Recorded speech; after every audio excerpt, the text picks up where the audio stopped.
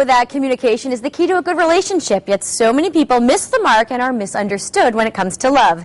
Dr. T.C. Brantley is a relationship counselor and says speaking the same love language can make all the difference. Thank you so much for being here. Nice to see you. Welcome to Connecticut Style. So right off the bat, happy Valentine's Day. Thank you very much. Same to you. Let's talk a little bit about how Valentine's Day came to be. Yeah, it started in the first century with the Catholic Church. They wanted to recognize those who were martyred for the Christian faith, and so they recognized February 14th as that time. But that's what love is. Love is sacrifice. It's giving of yourself to somebody else. Yes, it is, constantly.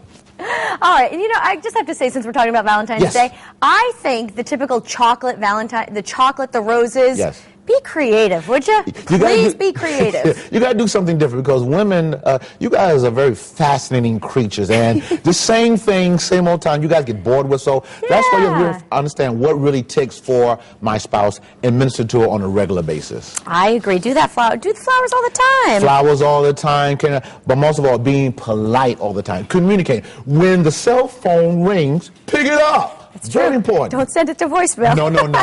All right, so we're talking about miscommunication. Yes. That causes a lot of problems in relationships. Why does this happen? Because a lot of people understand that you do things from your perspective, how you raise the child. If you came from a disorderly family structure, you're going to bring that into your marriage, into your relationship. So the way you communicate is not the way she communicates, and that's where the clashes come into place. How do we fix this? You fix it by talking, taking your time, and taking off the boxing gloves. A lot of times couples just come on another, instead of doing the olive branch, we do the olive tree. You're going to listen to me. You're going to, nagging doesn't work for men. We don't like nagging. And for women, you know, just take your time, hear her out. She talks a lot, hear her out. She'll get to the point sooner or later. Women talk a lot? You do talk a lot. Is that what you're saying? It's the truth. But you talk because there's so much inside of you, and guys have to kind of decipher what you're saying out of pain and what you're saying really out of concern. And I feel like they don't listen half the time.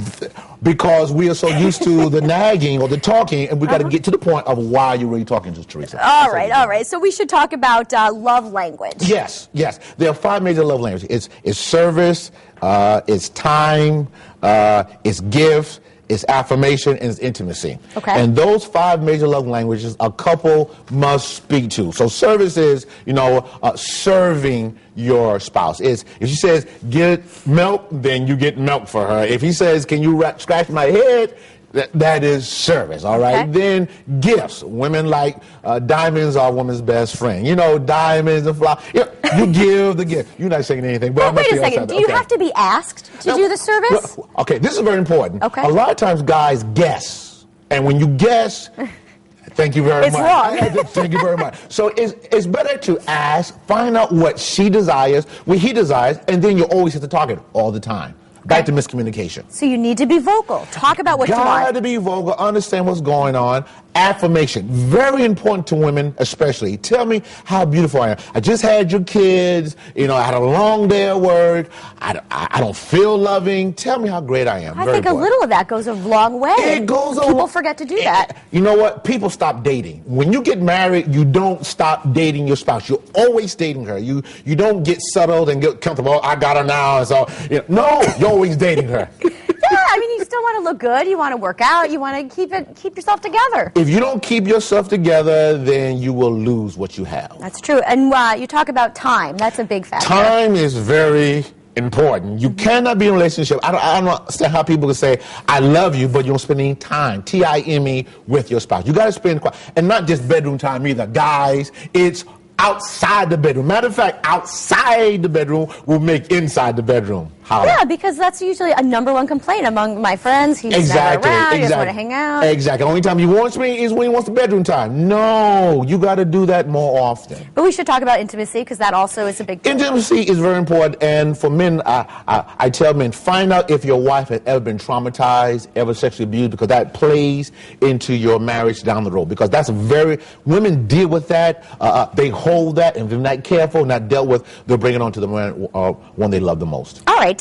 This is something people should practice every day. Every day. Keep those things in the back of your mind. Find out the language of your spouse and feed it to her and him every day. The day you miss it, the day you don't eat. Well, it's true because it's not easy. It is work. Right. Again, St. Valentine's Day, he gave his life for the Christian faith. In a relationship, you have to give your life for your spouse on a daily basis. If you don't give your life, she can't give back. I teach the men, you are the foundation. You give to her, she'll give to you. I like that idea. So you brought some props with you. What's going on here? Yeah, I have Mr. and Mrs. Potato Head. So notice how there are wrinkles in the potato, there are bumps in the potato. They're not perfect.